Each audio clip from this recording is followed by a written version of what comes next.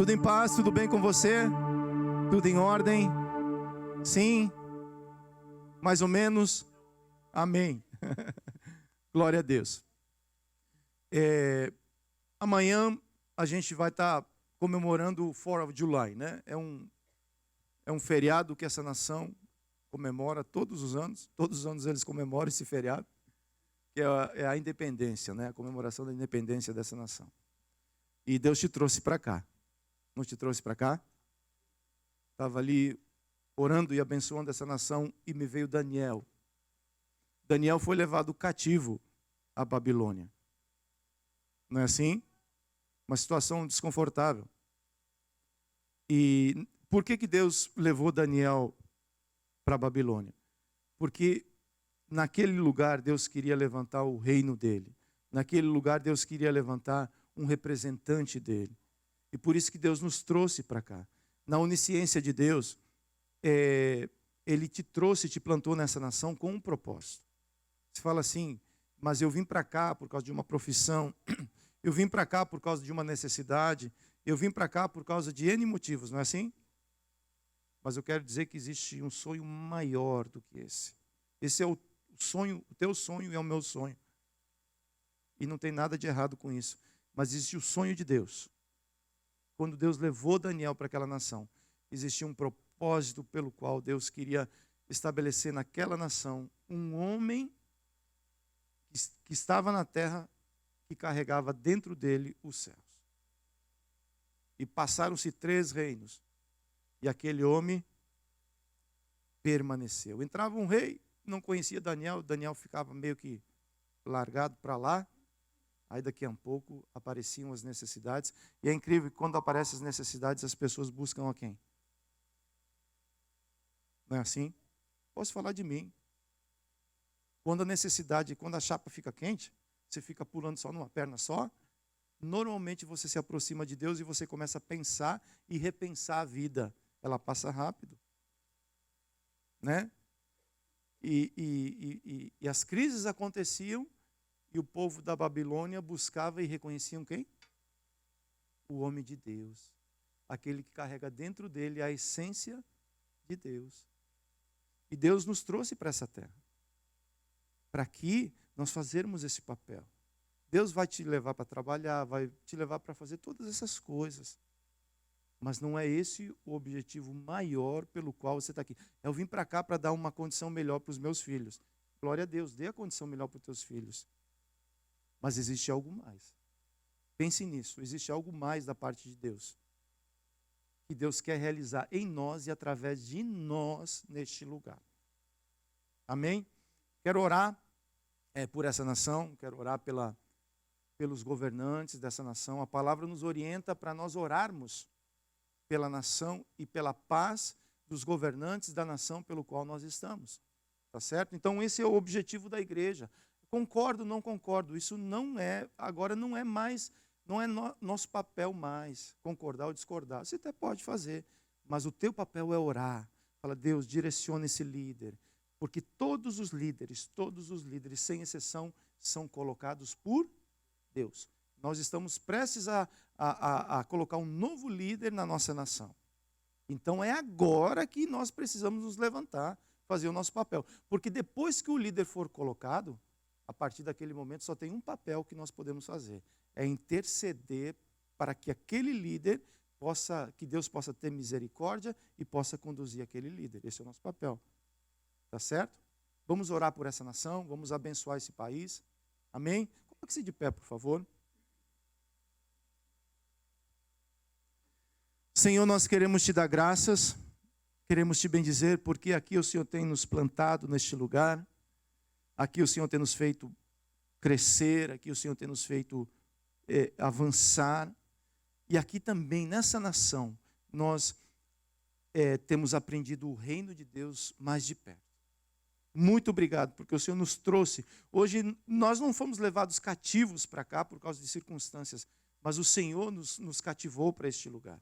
E aqui nós estamos cativos e somos livres de Cristo, para poder pregar essa verdade que transforma, para poder anunciar que existe esperança, para poder abençoar essa nação. A tua palavra diz: feliz cuja nação o Senhor é Deus. E nós queremos dizer, ó Pai, no nome de Jesus, estabelece o teu governo, estabelece o teu trono sobre essa nação. Queremos abençoar o líder dessa nação. Perdoa por todas as vezes que nós falamos mal do líder dessa nação. Perdoa por todas as vezes que a igreja se levantou para falar mal, para caluniar. Esse não é o nosso papel. Nós somos abençoadores e nós abençoamos esse líder. Pedimos que o Senhor venha revestir ele com capacidade, com sabedoria para tomar as decisões corretas, ó Pai. Que ele venha governar, ó Deus, debaixo do governo de Deus. Que ele venha entender que existe um propósito sobre a vida dele, Pai. E somente o Senhor pode fazer isso. Cerca ele, Senhor, de conselheiros sábios, assim como Daniel foi um conselheiro lá na Babilônia. Levanta os Daniéis dessa geração. Esses, ó Deus, que têm o reino plantado dentro deles e que dão um conselho segundo um propósito que estabelece o reino, Pai, para a glória do teu santo nome. Nós abençoamos essa nação. Queremos dizer, ó Deus, que aqui o Senhor tem nos feito comer o melhor dessa terra. Muito obrigado, Senhor. Muito obrigado. Nós queremos dar a essa nação. Queremos orar por essa nação. Não queremos só retirar dela. Não queremos só usufruir. Nós queremos abençoar. Nós queremos servir essa nação. Queremos ser bênção. Queremos ser luz nessa terra, Pai, para a glória do teu santo nome. E é no nome de Jesus que nós oramos e te glorificamos. Amém? Glória a Deus. Orlando, por favor, venha para cá. Fale assim: Senhor, eu quero pedir que o Senhor continue abençoando o teu servo. O Senhor plantou uma semente no coração dele. Dê graça a ele, para que ele possa transmitir graça e poder. Eu tenho sede, eu tenho fome da tua palavra. Usa teu servo nessa manhã como um bom semeador. Sela a vida dele com teu Espírito Santo. E é no nome de Jesus que nós oramos. Amém? Bom dia, igreja. Queria saudar vocês com a graça e a paz do nosso Senhor Jesus Cristo. Estava ali escutando essa ministração aqui e a vontade é de ficar aí. Vontade é de ficar, mas como disse Pedro falou, deixa eu montar uma tendinha aqui, ficar aí, que a palavra vem ministrando no nosso coração, né? O Jonas falando assim: a tua vontade nos seguirá, a tua bondade nos seguirá, nos seguirá, nos seguirá. E é incrível esse Deus. A gente passa a seguir Ele e a bondade dEle passa a nos seguir. Isso é algo maravilhoso. Isso foi o que Deus estava falando comigo aqui. Você me segue e a minha bondade te segue. O versículo base dessa palavra está em Gálatas, capítulo 4, versículo 7. Que diz: assim, você já não é mais escravo, porém filho. E sendo filho, também é herdeiro por Deus. Glória a Deus. Glória a Deus porque somos filhos e o texto também nos coloca como herdeiros por Deus. Porém, uma coisa que hoje nós precisamos entender é que existe um processo, existe uma herança e nós precisamos tomar posse dessa herança. A herança não é algo que simplesmente ela cai sobre você. Não. Você precisa ir se apossar dessa herança. E eu preparando essa palavra, sendo ministrado pelo Senhor, o que eu mais entendi é que para tomar posse dessa herança, nós precisamos mais do que fé. Eu não vou dizer que a fé não é importante, não, a fé é fundamental. Eu sei que a palavra fala que sem fé é impossível agradar a Deus. E sem fé, não adianta nem pedir nada. Porque o Tiago fala que aquele que duvida, não pense que conseguirá tirar nada de Deus, conseguir nada de Deus, se você duvida no seu coração. Então isso não está em questionamento. Mas eu não estou aqui falando só de salvação. Eu estou falando de herança. A palavra hoje quer nos ministrar sobre isso. E o que eu tenho entendido é que quando a gente é chamado e que existe esse propósito, de de um chamamento de Deus na nossa vida, como todos nós temos que passar por um processo para viver a plenitude do que Deus quer para nós. Ele quer nos salvar. Esse é o primeiro passo. Ele quer que a gente dê o primeiro passo e abrir a porta e entrar por essa porta, aberta pelo Senhor Jesus na cruz do Calvário. Porém, esse processo chama-se maturidade. Eu queria ler o texto completo de Gálatas capítulo 4, de 1 a 7, que diz assim: digo, porém, o seguinte: durante o tempo em que o herdeiro é menor de idade, nada difere de um escravo, mesmo sendo dono de tudo, mas está sob tutores e curadores até o tempo predeterminado pelo Pai. Repita: tempo predeterminado pelo Pai. Assim também nós, quando éramos menores, estávamos escravizados aos rudimentos do mundo. Mas quando chegou a plenitude do tempo, repita, plenitude do tempo, Deus enviou o seu Filho, nascido de mulher, nascido sob a lei, para resgatar os que estavam sob a lei, a fim de que recebêssemos a adoção de filhos. Repita, adoção de filhos. E porque vocês são filhos, Deus enviou o Espírito de seu Filho ao nosso coração. E este Espírito clama: Abba, Pai. Repita, Abba, Pai. Assim você já não é mais escravo, porém filho. E sendo filho também é herdeiro, e herdeiro por Deus.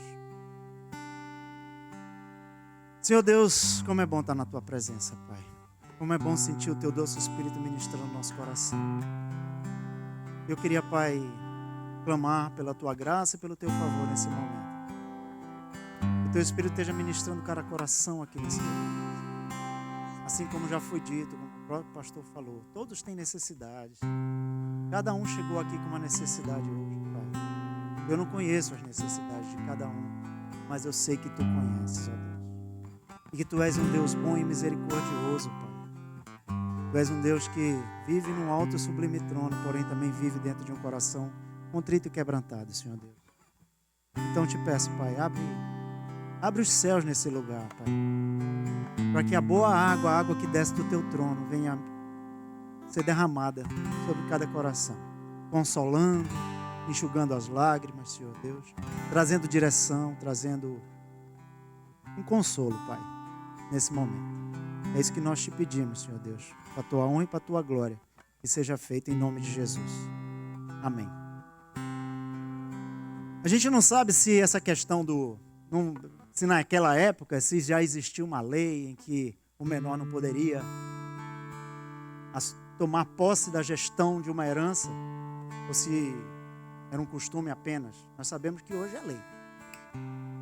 Pode ser um herdeiro da maior fortuna que existe. Enquanto ele for menor, ele não tem maturidade para poder tomar posse daquilo, para começar a gerir aquilo. E o que Deus mostra aqui, fazendo essa ilustração, trazendo essa alegoria, que na plenitude do tempo Deus enviou o seu Filho, nascido sob a lei, nascido de mulher, certo? E ele fala que ele mandou também o seu Espírito, e esse Espírito testifica dentro de nós que nós somos filhos de Deus. E esse Espírito, ele clama: Abba, Pai. Então nasce um clamor no nosso coração a partir desse momento. O momento que você diz assim: eu te aceito, Senhor. Eu quero ser o teu filho. E começa esse clamor de Abba, Pai. Porém, nós nos convertemos, né? Nós começamos um processo de um crescimento espiritual. E esse processo passa com todos nós, todos nós. Ninguém está livre disso. Ninguém se converte hoje e amanhã já é um cristão maduro, um cristão adulto. Não, todos nós passamos. O próprio Senhor Jesus, aos 12 anos de idade, a palavra fala que, lá em Lucas, ele está no templo com 12 anos de idade e ele está discutindo lá com os mestres da lei. Ele está dando aula já com 12 anos de idade. Porém, nós sabemos que o ministério dele só começou aos 30.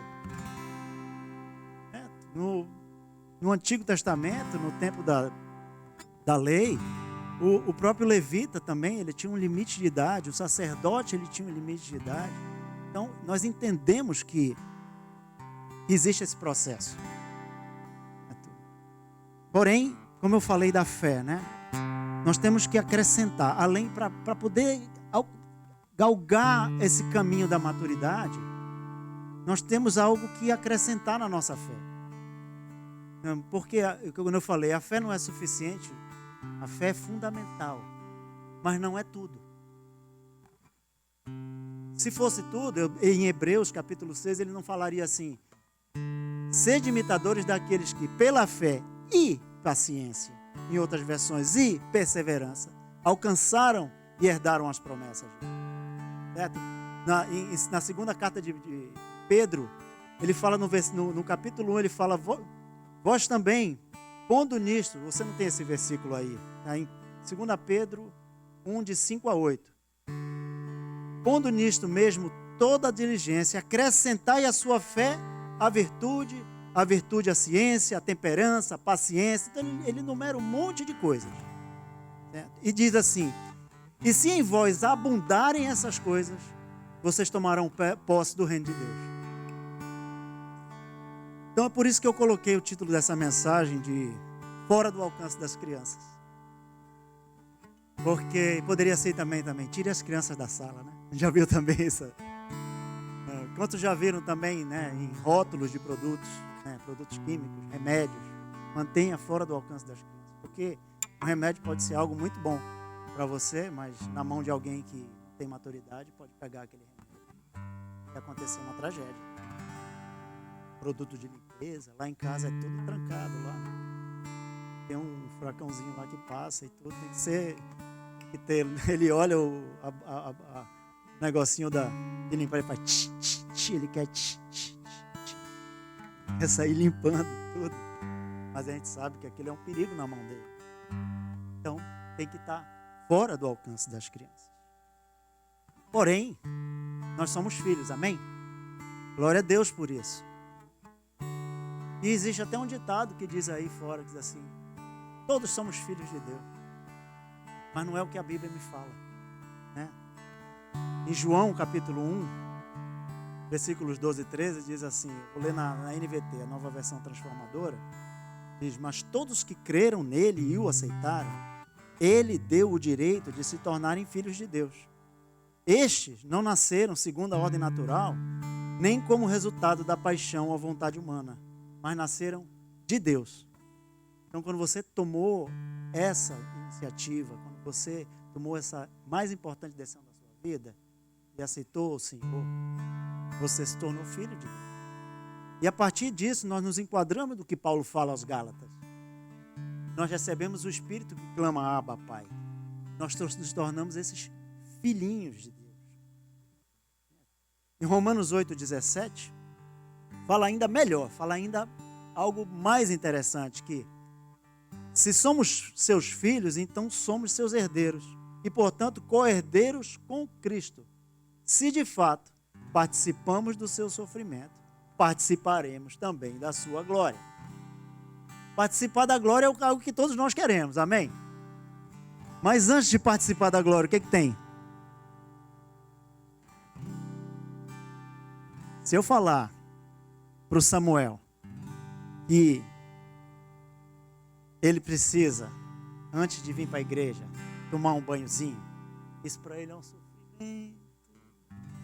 Ai, que sofrimento.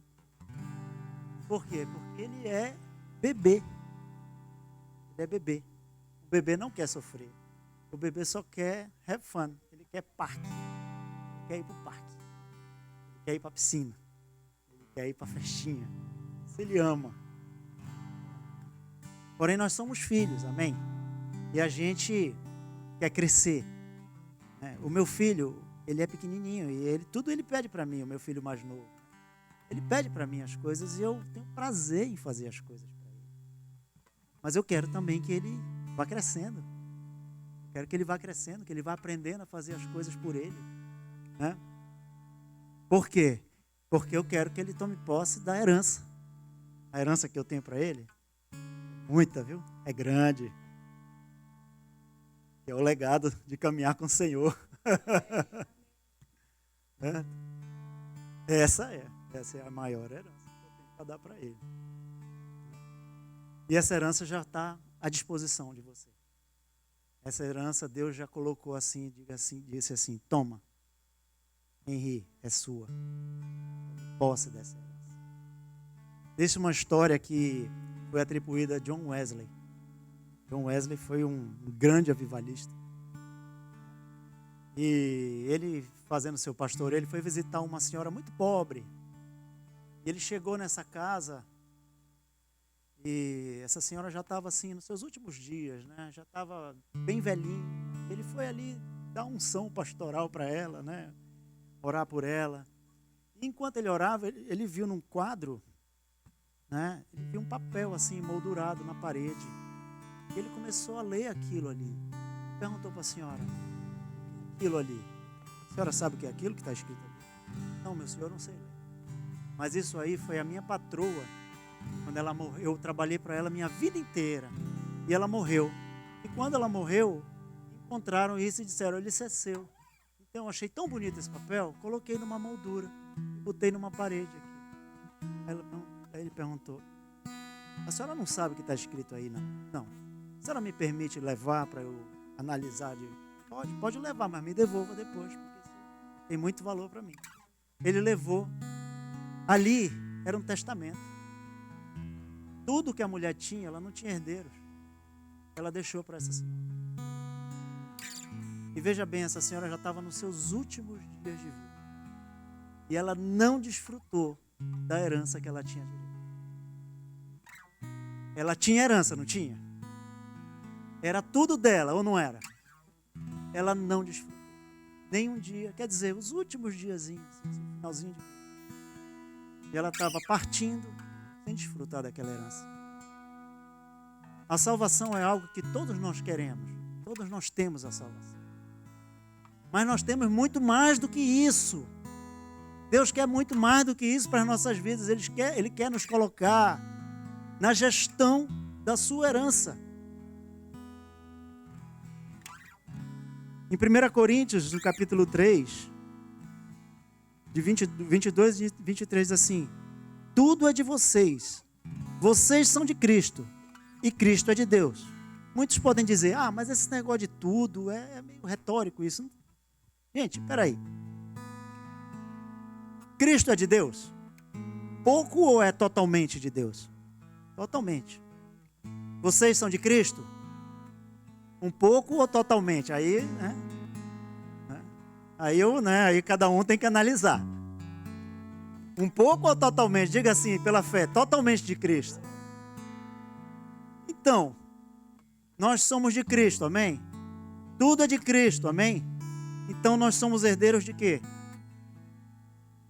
Pode falar. De tudo. Amém. Então, porém, tem gente que ainda não está preparado para receber isso. Vocês sabem a história do filho pródigo? Deus contou essa parábola. Ele recebeu a herança e ele era imaturo. O que ele fez? Dissipou a herança. Completamente a herança. E tem também o outro filho, que vivia sonhando com um cabrito aí. Vivia sonhando com um cabrito. Ele era herdeiro de tudo. O que aconteceu quando o pai repartiu a herança? Ele deu a parte daquele que foi lá e gastou tudo. O outro que ficou, supostamente, era o herdeiro do que restava. Quando ele soube que o irmão, irresponsável, que gastou tudo, voltou para casa, aí ele ficou muito indignado. E ficou mais indignado ainda porque o pai estava dando uma festa, matou um bezerro gordo e estava celebrando. Ele não quis nem entrar na casa.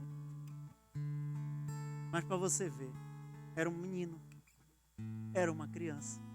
Porque o pai, quando foi conversar com ele: meu filho, venha celebrar conosco. Não, pai. Esse seu filho, já não era mais nem irmão dele, era seu filho, que dissipou toda a sua herança, que gastou tudo. O senhor vem celebrar agora que ele voltou?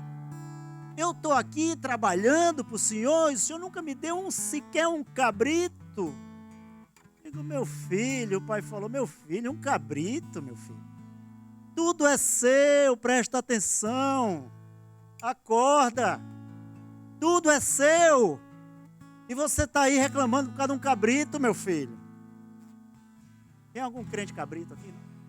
Não, tem não, né? Você passou a noite sonhando, o cabrito, Deus me dá um cabrito.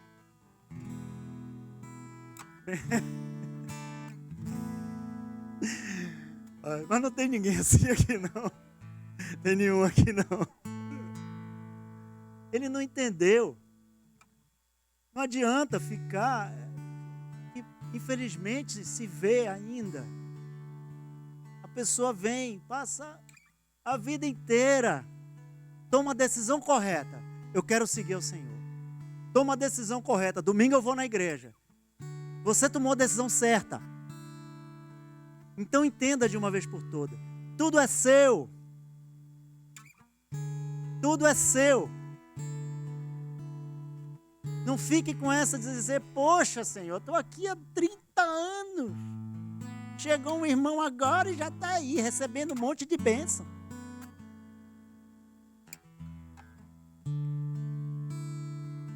Fala, Jesus. Tem gente, ó, que parece que até nem faz parte da festa, sabe? Que está lá do lado de fora, mas está entendendo tudo. A história conta que Jesus ia passando num determinado lugar, e uma mulher, que aí a palavra fala de Sírio-Fenícia ou Cananeia, ela começou a gritar, Jesus, filho de Davi, tem misericórdia de mim. Jesus, filho de Davi, tem misericórdia de mim. Jesus, filho de Davi. E gritava, e gritava, e gritava. E a palavra fala que Jesus não deu a menor bola para ela. E os discípulos estavam ali ao redor, começaram a ficar incomodados com aquilo, né? E chegaram lá, mestre, pelo amor de Deus, faz alguma coisa, essa mulher está aí gritando, o negócio está pegando. Você não fala nada, você nem olha para a mulher. Ou despede ela, ou faz alguma coisa. Jesus seguiu na dele, mas quando ela aproveitou aquela parada que deu, ela foi lá, se prostrou diante de Jesus e gritou mais alto, Jesus, filho de Davi, tem misericórdia de mim, a minha filha está extremamente endemoniada. E quando a gente achava que Jesus ia finalmente dizer, tá bom, minha filha, venha. Ele falou assim para ela, eu não vim senão para as ovelhas perdidas. Eu acho que se fosse eu, ia dizer, mas cara, esse Jesus, hein? Vamos embora. Ela não fez isso. Ela disse, eu sei, Senhor, mas eu continuo aqui clamando e prostrado aos teus pés. Tem misericórdia de mim. Vocês acham que melhorou ainda? Parece que piora. Vocês já sentiram isso, que às vezes parece que piora? Você clama, Jesus tem misericórdia, parece que piora. Sabe o que Jesus falou? Ele disse assim, não é bom tirar o pão dos filhos e dar aos cachorrinhos. Não, Jesus não está chamando a mulher de cadela, não é isso não. Ele está usando aí um termo que é de animalzinho de estimação, sabe? Que muitos pensam que é da família, mas não é da família não. Viu? Quem tem cachorrinho aí? Eles ficam por ali e caem das migalhas que caem da mesa. Tem uns, eu sei que tem uns meio metidos, querem subir na mesa, querem dormir na cama. Mas eu vim avisar vocês, eles não são da família, viu? Então Jesus falou isso para ela. Não é bom tirar o pão dos filhos e entregar aos cachorrinhos. Sabe o que ela disse? Ela disse, não tem problema. Eu posso me satisfazer só com as migalhas, está tudo bem para mim. Entre parênteses, eu acho que ela estava dizendo assim, Senhor, tudo bem, mas há de convir que esses teus filhos aí não estão entendendo muito bem a coisa. Estão desperdiçando aquilo que está na mesa, um banquete que está na mesa. Mas imagine a você, gente, que se da migalha que cai da mesa, a salvação e a libertação para a vida dessa mulher e para a família dela e para as próximas gerações, imagina o que tem disponível para você. Imagina o que está à sua disposição.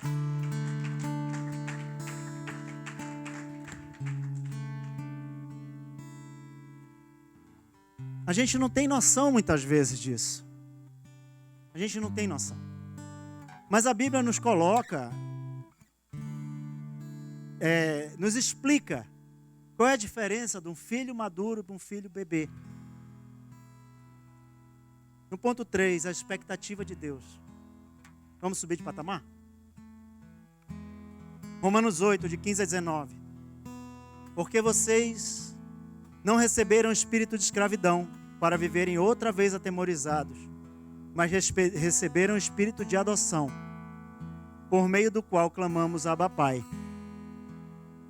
O próprio Espírito confirma ao nosso espírito que somos filhos de Deus. E se somos filhos, somos também herdeiros e co-herdeiros com Cristo. Se com Ele sofrermos, com Ele também seremos glorificados. Porque para mim tenho por certo que os sofrimentos do tempo presente não podem ser comparados com a glória que há de ser revelada em nós. A ardente expectativa da criação aguarda a revelação dos filhos de Deus. O texto traz 2 vezes a palavra filho. Traz também aquela palavra que a gente já tinha falado anteriormente, né? Que é adoção. Essa palavra adoção é, no original, o termo que Deus usava, era o desejo que Deus tinha de relacionar com Israel desde o princípio. Desde o princípio. E que era um relacionamento de família. Porém, quando ele fala filhos, né? No versículo 15 ele fala, se somos filhos, somos também herdeiros. A palavra é teknon. Teknon é criança, menino. Criança pequena, imatura. Tá? Porém, no versículo 19, quando fala a ardente expectativa da criação aguarda a revelação dos filhos de Deus, é outra palavra. É a palavra ruios, que significa filho maduro. Ruios é nada mais, nada menos que a mesma palavra que está em João 3,16. Que Deus amou o mundo de tal maneira que enviou o seu Filho para que todo aquele que nele crê não pereça, mas tenha vida eterna. Essa é a mesma palavra, ruios, que é um filho maduro. E o texto está dizendo que a ardente expectativa da criação aguarda a revelação dos filhos de Deus. Onde estão os ruios de Deus aqui? Levanta a mão, só os ruios. Só os ruios de Deus. O teu trabalho aguarda a tua manifestação naquele lugar. A FAU aguarda a manifestação dos filhos de Deus. As universidades aguardam a manifestação dos filhos de Deus. As pessoas, o teu vizinho, as pessoas com quem conversa, as pessoas com quem você se relaciona, estão aguardando a manifestação dos filhos de Deus, dos ruios de Deus. Existem injustiças acontecendo lá fora a todo momento aqui nessa cidade, aqui nesse país, mundo afora. Se aguarda a manifestação dos filhos maduros de Deus. E como é que a gente vai transicionar, né? A palavra que Deus deu para mim hoje, muito forte para eu trazer hoje, é transição. É nós transicionarmos de teknon para ruios. Em Romanos, vamos continuar em Romanos 8, 13 e 14. Ele fala: porque se vocês viverem segundo a carne, caminharão para a morte. Mas se pelo Espírito mortificarem os feitos do corpo, certamente viverão. Pois todos os que são guiados pelo Espírito de Deus são filhos ruios de Deus. Teknon é herdeiro de tudo, mas não pode tomar posse de nada. porque não tem maturidade. Se entregar na mão dele, ele vai desperdiçar. Eu estava vendo um estudo que fala de pessoas que receberam grandes prêmios na loteria. Estou falando de pouca coisa, muitos milhões e milhões, esses prêmios que a gente vê no outdoor, assim. E o estudo fala que mais de 90% das pessoas que ganham esses prêmios desperdiçam quase tudo nos primeiros 2 anos. Fiz uau! Muitas vezes a gente fica assim, passa ali por aquele olho, abre, né, quando vê aquele tamanho de prêmio. Pois a maioria desperdiça. Por quê? Porque não está preparado. E também, muitos grandes impérios que são construídos, mundo afora, né, que continuarão crescendo e crescendo. Muitos deles, quando passa para a próxima geração, em pouco tempo esses impérios se acabam. Ele cai na mão de herdeiros imaturos. Gente que não foi preparada para isso. Você quer crescer? Mas assim, financeiramente eu também quero. Quem quer? Creio que não tem ninguém. Eu sou bobo e quero. Sabe? Todo mundo quer. Mas você um dia vai partir para a glória. Existe uma geração que vem atrás de nós. Igreja, daqui a 50 anos, eu creio, sei que o Senhor seja muito misericordioso, eu creio que eu não vou estar aqui ministrando. Quem vai estar? Quem está sendo preparado para estar aqui nesse púlpito? Para estar aqui ministrando esse louvor maravilhoso que a gente recebe? Quem está sendo preparado para isso, igreja? A palavra de Deus fala lá no Gênesis, simplesmente onde tudo começou, toda a criação. E Deus fala: deixará seu filho, pai e mãe, se unirá à sua mulher, e eles se tornarão uma só carne. Vocês já entenderam que isso não é? Isso é o básico, é a chave principal do reino de Deus. Seu filho não deixará pai e mãe para ir para o college. Ele não tem que ser preparado para isso. Ele tem que ser preparado para deixar pai e mãe e se unir à sua mulher, a mesma coisa as filhas ao seu marido. Para ser o quê? Família de Deus. Você tem ideia de o que está esperando seu filho no college? É o espírito do anticristo que está esperando seu filho lá. De braços abertos. Vem aqui, senta no meu colo, filhinho. Eu vou te ensinar um monte de coisa que lá naquela tua igreja careta ninguém quer te mostrar. Nós precisamos preparar a próxima geração para tomar o nosso lugar, para continuar essa obra, para deixar de ser técnico, se tornar ruiós. E eu, muitas vezes, eu me encontro nesse lugar, sabe? Esse lugar de técnico, esse lugar de filhinho. Eu queria que você acompanhasse comigo a leitura do Salmo 116, de 1 a 12. Eu me vi demais nesse texto. Ele começa assim: amo o Senhor, porque Ele ouve a minha voz e as minhas súplicas. Eu sou assim muitas vezes, eu considero assim, realmente. Ele ouve a minha voz e as minhas súplicas. Versículo 2. Porque Ele inclinou para mim os seus ouvidos, eu o invocarei por toda a minha vida. No 3. Laços da morte me cercaram e angústias de inferno se apoderaram de mim. Fiquei muito aflito. Aqui eu estou aflito, eu estou clamando ao Senhor. No 4. Invoquei o nome do Senhor. Ó Senhor, livra a minha alma. Aí Ele vem e me livra. Aí eu digo: compassivo e justo é o Senhor. O nosso Deus é misericordioso. Isso acontece quando eu estou vendo, né? Quando eu vejo que Ele fez alguma coisa boa para mim, eu digo: ô Senhor, Tu és bom, compassivo. No 6 ele diz: Senhor, vela pelos simples. Quando eu estava prostrado, ele me salvou. No 7, ó minha alma, volte a seu sossego, pois o Senhor tem sido bom para você. Eu estou aqui ministrando a minha alma. Quando eu esqueço, de repente eu esqueci, começa a ficar angustiado de novo, aí eu preciso ministrar a minha alma. Ó minha alma, né? Sossega, pois o Senhor vai lembrar sempre de você. O 8 ele fala: pois livraste a minha morte, livraste da minha morte a alma, das lágrimas os meus olhos, da queda os meus pés. No 9, aí eu andarei na presença do Senhor, na terra dos viventes.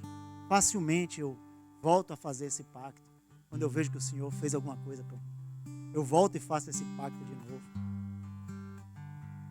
Né? No 10, eu cria, mesmo quando eu disse, estou muito aflito, eu esqueci de novo. No 11, eu disse na minha perturbação, ou seja, na minha imaturidade, eu falei, todas as pessoas são mentirosas.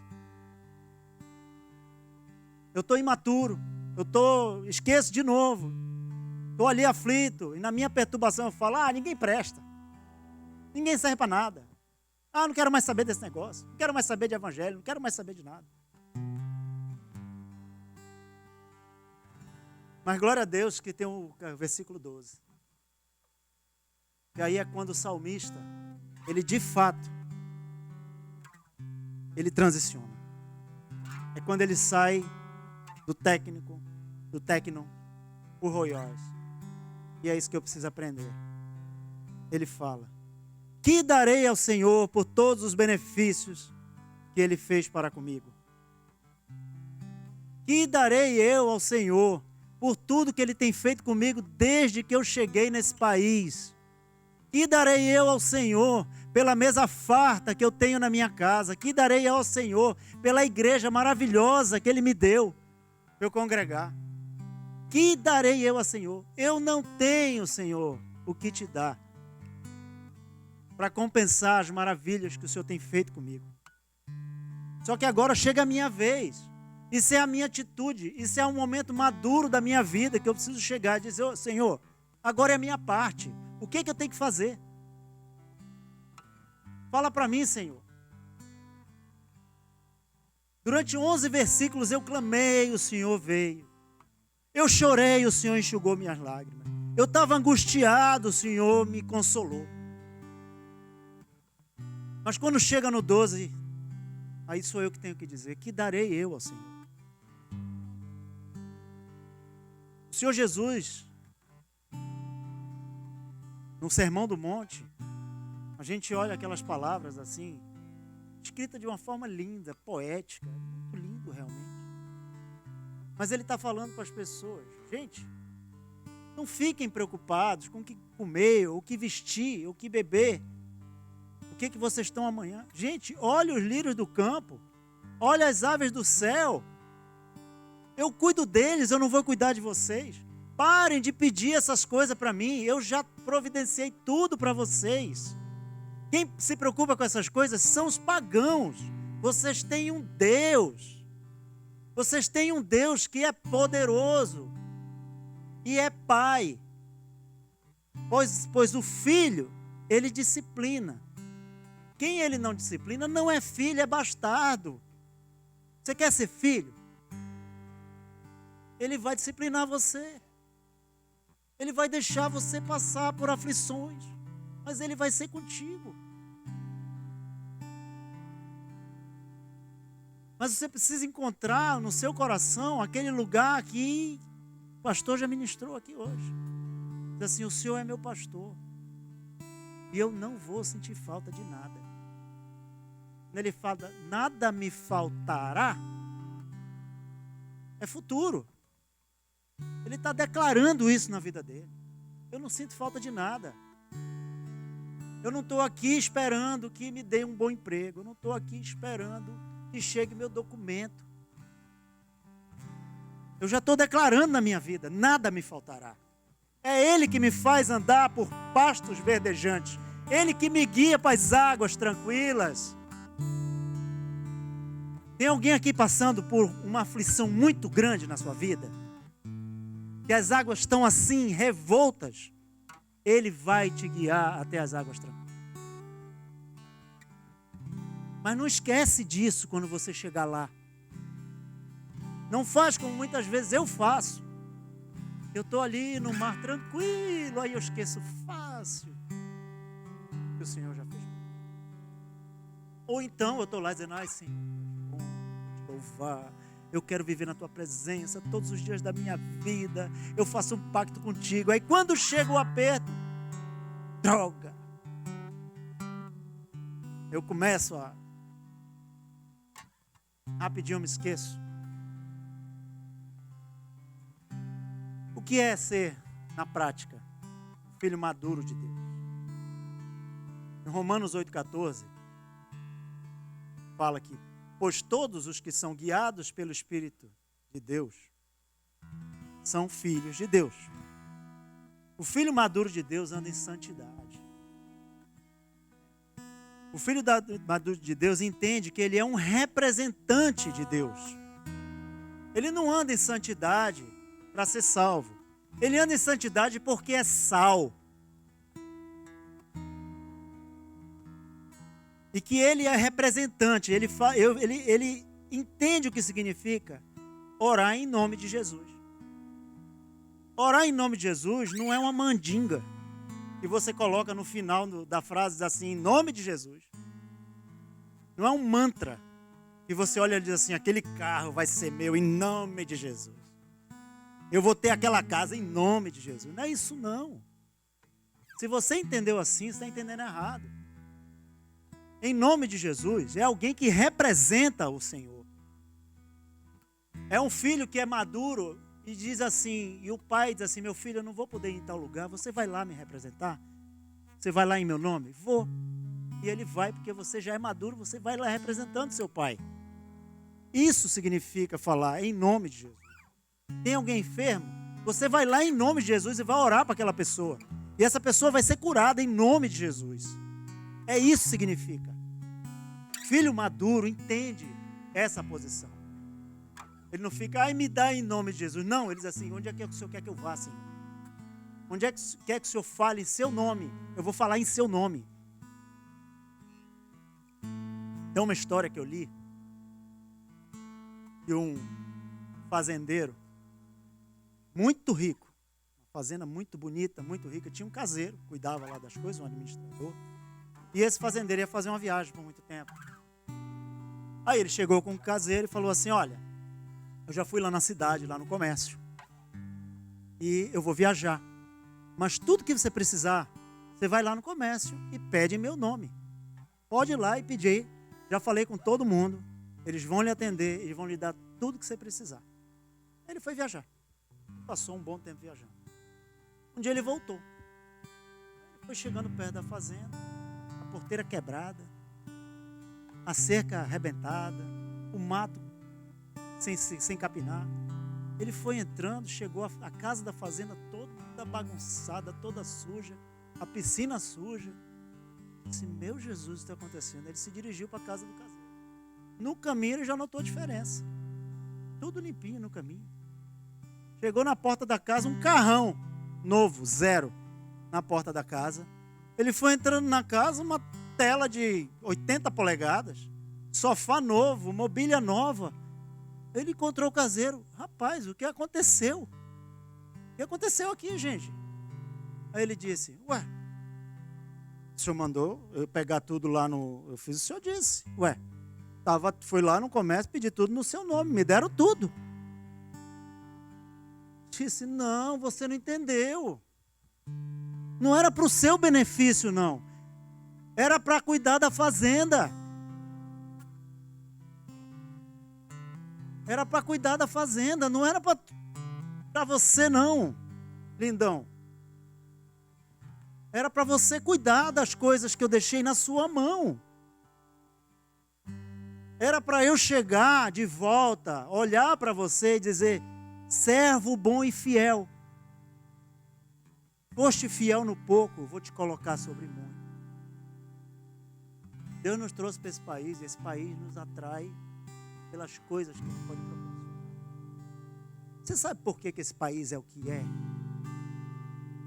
Ainda. Esse país ele foi construído em base das Escrituras. Esse país foi construído na base do que diz assim: feliz é a nação cujo Deus é o Senhor. E nós precisamos orar muito, muito por essa nação. Porque, infelizmente, nós temos visto notícias muito tristes do que anda acontecendo nessa nação. Sabe o que essa nação está precisando? Que os ruiós se levantem nesse lugar. E se neguem a aceitar que esse país deixe de ser um país cujo Senhor é Deus. É por isso que a gente chega aqui e encontra tanta prosperidade. Porque o Senhor é fiel. Por mais que você deixe de ser fiel, Ele permanece fiel. Ele não pode negar-se a si mesmo. Ele continua o mesmo.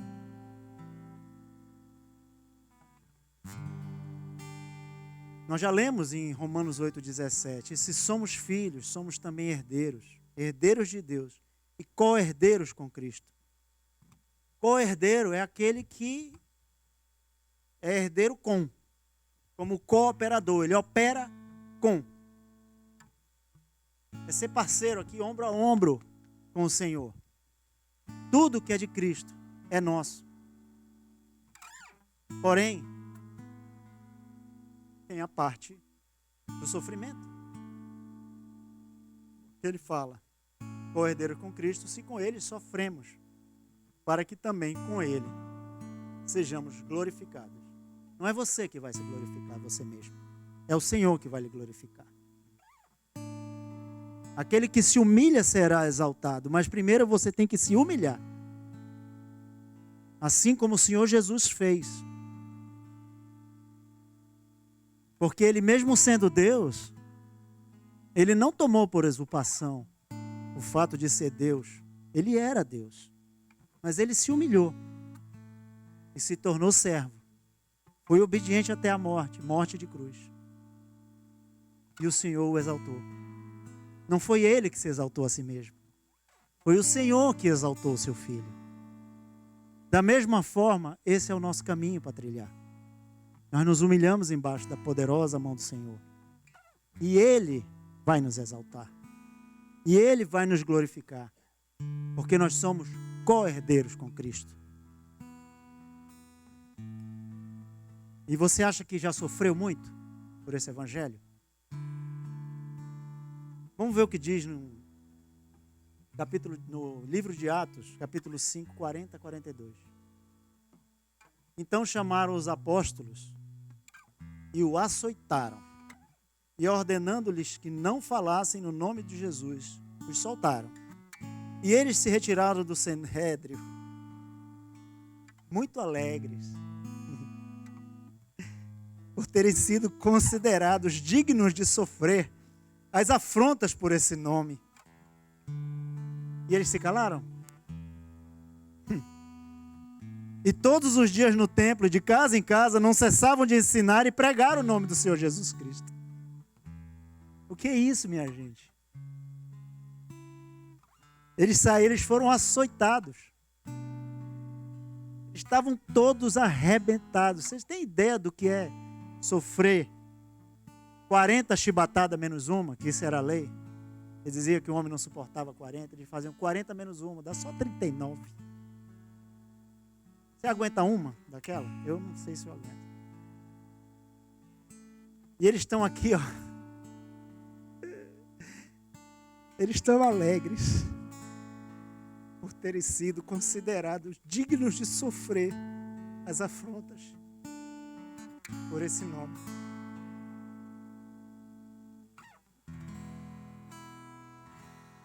Tem um grupo que vivia no século XVIII chamado os morávios. Esses caras também eram desses loucos assim. Os morávios, eles implantaram uma oração, um grupo de intercessão. E eles passaram 100 anos orando em noturnos, sem parar. Sabe qual era o lema deles? Ele dizia assim: se você não for a resposta para a sua oração, nem ore. Esses aqui, eles entendiam que eles eram ruiosos. Se você não for a resposta para as suas orações, nem ore. Era o que eles diziam. Não estou dizendo que isso é uma doutrina nova que a gente vai implantar aqui, não. Depende só de cada um de vocês. E um dia num culto, o pastor, ele disse assim: olha, tem um navio aí, um barco aí ancorado, e o fazendeiro, ele é dono de uma ilha. E ele tem muitos escravos lá naquela ilha. Só que ninguém nunca falou do nome do Senhor. O evangelho nunca chegou lá naquela ilha. Quem quer ir lá? Quem quer ir lá pregar esse povo? Na mesma hora, 2 jovens se levantaram, foram adiante. Eles aqui, nós vamos. Foram lá falar com esse cara. O cara disse: o quê? Não quero saber dessa bobagem de evangelho na minha fazenda, não. Não quero saber disso, não. Não aceito isso lá, não. Lá a gente está lá para trabalhar. Todo mundo que está lá é meu escravo. Sabe o que eles disseram? Nós vamos. Nós nos vendemos como escravo para ir lá para trabalhar para o Senhor. Aí ele disse: tá bom, eu compro. Só que eu não vou pagar a passagem de vocês, não. Vocês têm que comprar a passagem. Eles, com o dinheiro que eles se venderam como escravo, eles compraram a passagem. E ele disse: olha, não tem volta. Uma vez que vocês chegarem lá, pode esquecer. A vida de vocês é minha agora. Vocês nunca mais vão voltar. E mesmo assim, eles disseram: nós topamos. Nós vamos. E na hora de embarcar naquele navio, a comoção era tremenda. Imagina as famílias se despedindo deles, sabendo que nunca mais iam vê-los. E quando o barco estava saindo, eles gritavam: o Cordeiro é digno de receber a recompensa pelo seu sacrifício. O Cordeiro é digno de receber a sua vida. O Cordeiro é digno de receber a recompensa pelo seu trabalho. O Cordeiro é digno de receber hoje a sua vida, o seu trabalho, a sua família, os seus filhos, a unção que está sobre você. O Cordeiro é digno de receber.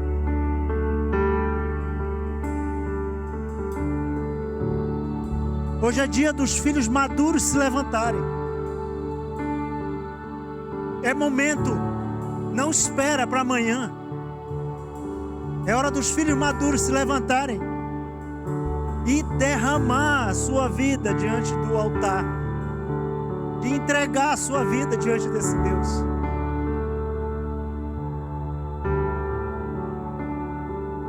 Porque para mim tenho por certo que as aflições deste tempo presente não são para se comparar com a glória, a glória, a glória, a glória, a glória, a Ele a glória, a Ele a adoração, a Ele o louvor, pelos séculos dos séculos e dos séculos, a glória que será revelada para os filhos de Deus. Nós vamos ser ministrados agora. Se tem alguém aqui que por acaso entendeu que ainda há muita coisa técnica na sua vida, quer dizer assim: olha, eu quero amadurecer, eu quero amadurecer, Senhor. Faz esse pacto hoje com o Senhor. Entrega hoje a Ele essa parte imatura, infantil da sua vida. Dizer: já chega. Filhinhos, vocês nunca vão deixar de ser filhinhos do Pai. Nunca, nunca, nunca. Ele sempre vai estar ali para te abraçar e para te consolar nas tuas dificuldades. Faz esse pacto com o Senhor. Conversa com Ele agora. E se Ele ministrou no teu coração, vem aqui adiante. Entrega para Ele.